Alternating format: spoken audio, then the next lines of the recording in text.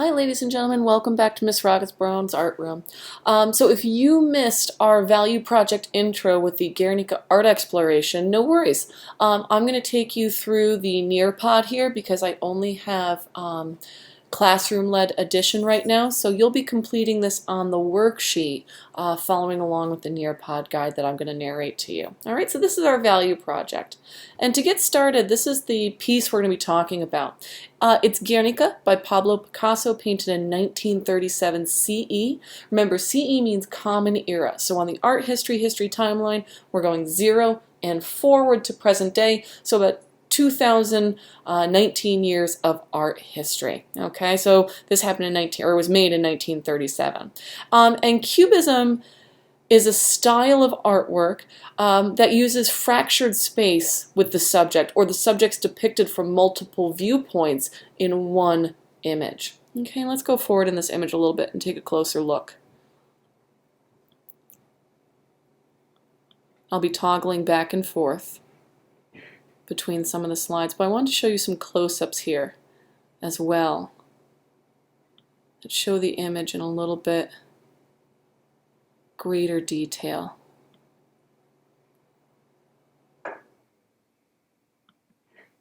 Okay, so my first question for you is this, what feeling do you get from this image? Now, because you're working on the worksheet and you were not able to do the Nearpod, I want you to just, select an answer, whatever your first reaction is to it. I'll go back for a second here to show you some more of the images. Then write down what your initial reaction is. So there's the full image. This image is actually quite large in real life. I believe it's anywhere from 15 to 20 feet long. It lives in La Reina Sofia in Madrid, Spain, which is a museum, and actually has its own dedicated room that you can go into and look at this monumental painting by Pablo Picasso. Okay, so make sure you've written down your feeling, okay? And then I want you to follow that up with just, in my opinion, it gives you that feeling of chaos, fear, pain, or sadness. And using our image as a guide here, what about this image gives you that feeling of chaos, fear, pain, or sadness, depending on what you wrote down as your initial reaction?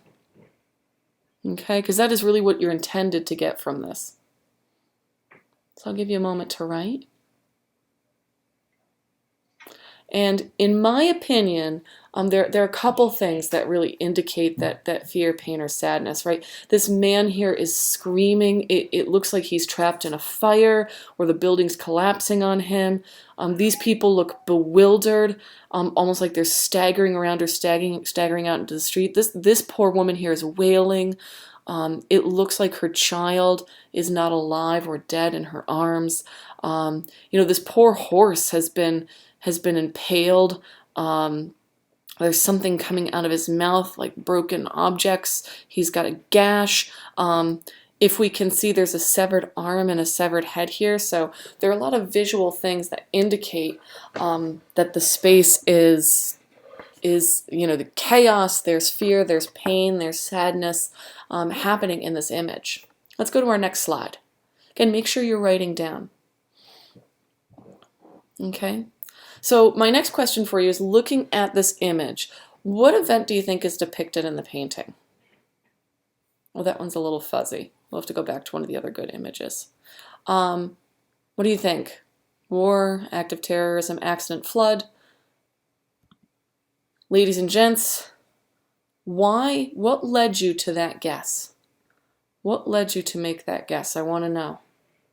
And this would have originally been done at a posting. Okay, but what in the imagery makes you think it's either, we'll wait for, a war, an accident, or a flood? Okay, now, if you guessed war, act of terrorism, you are totally correct. Okay, this is actually, Guernica is a village, town / city in Spain, and this is the aftermath of a bombing attack on the village of Guernica, or town of Guernica. So what happened at Guernica? I'm going to read this slide to you. The text content is taken from an art history website, pablopicasso.org. But it gives you a great background as to what was happening in this painting. So Guernica is a town in the province of Biscay in Basque country. And during the Spanish Civil War, it was regarded as a northern bastion or safeguard of the Republican resistance movement and the epicenter of Basque culture, which added to its significance as a target. So at the start of World War II, there were kind of a couple bad actors, if you will, right? Everybody knows Hitler.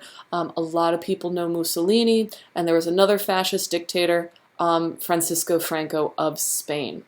And he led the nationalists. And so these Republican forces were made up of a couple different groups, communist, socialist, anarchist.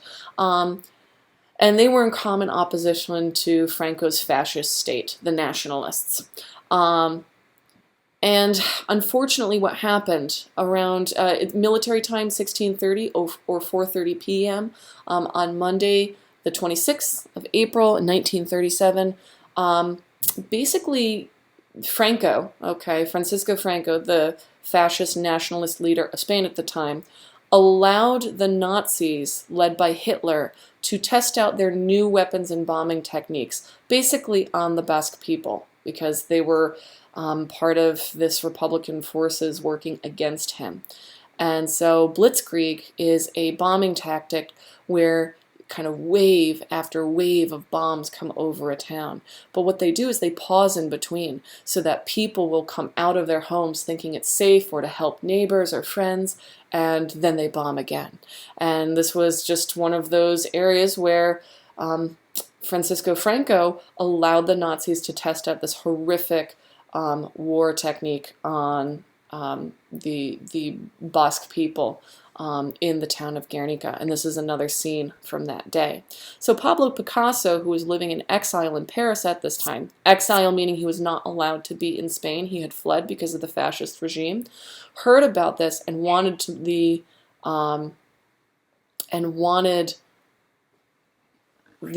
kind of Spanish people of the world to know what was going on. Okay, so that's kind of the context of this art piece. Now my next questions for you are about value. Let's just refresh what value is. Value is the use of light, dark, shade, and highlight in an artwork. And oftentimes we call this shading. Now a value scale is just a scale that shows step-by-step change in value from white through light, medium, and dark gray to black. God bless me. Sorry about that, folks. Now, if an image, looking at this gorgeous Ansel Adams photograph, has a wide value range, what that means is it's got all the values from lightest beautiful white, okay, through nice, beautiful, soft light, middle to dark grays, and then the richest, most luxurious black values, right? And so we can see in this Ansel Adams photograph, we've got all those values. Now, a narrow value range in an artwork has only some of those values, right?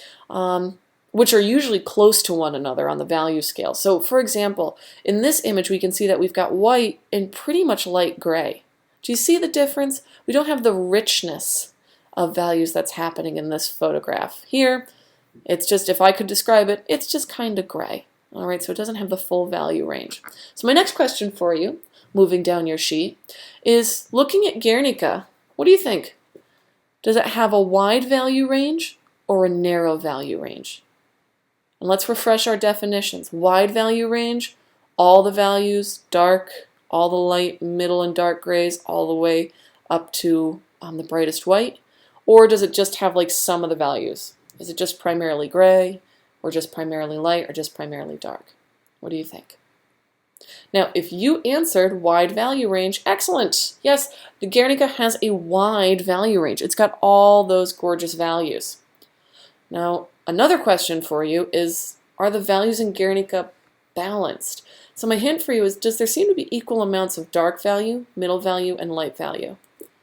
What do you think looking at this image? Equal amounts, dark, middle, and light value? All right, if you answered yes, the values are balanced, awesome. Why? Because it's got equal amounts spread out throughout the image of dark, middle, and light value. Again, to get credit, make sure you're filling out your worksheet along with this if you missed our Nearpod together. Okay, open-ended question time. In this image, there's a lot of use of triangles and diagonals, so make sure to write that down on the worksheet. How does that add to the feeling of chaos in the image? I want you to write your answer down on the worksheet. I'll pull the image up again. This one's a little blurry. Let's go back to the other good image from our poll. So again, we're asking about how does the use of diagonal line and triangles add to that feeling of chaos or brokenness?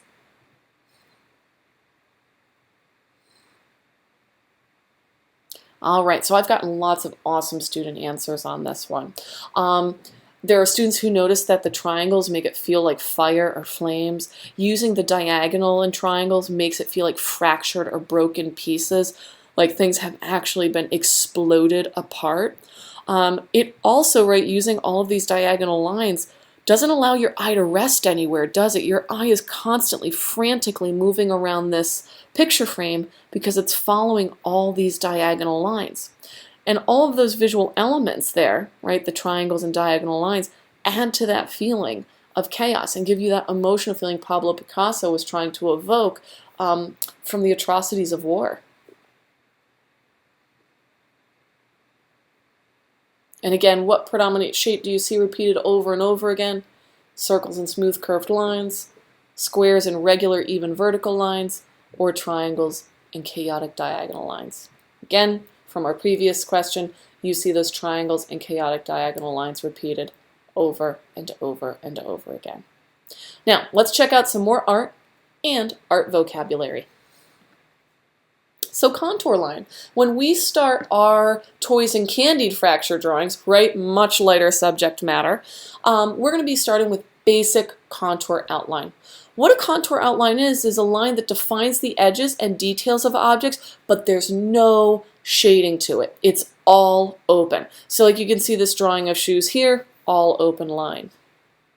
Henri Matisse, French artist, died many years ago, post-impressionist era, used lots of contour outline in his beautiful sketches, which are now considered, glorious fine works of art. And you can see contour outline doesn't mean lack of detail, quite the opposite. You can see all this gorgeous detail happening in the drawing. There's just no shading to it.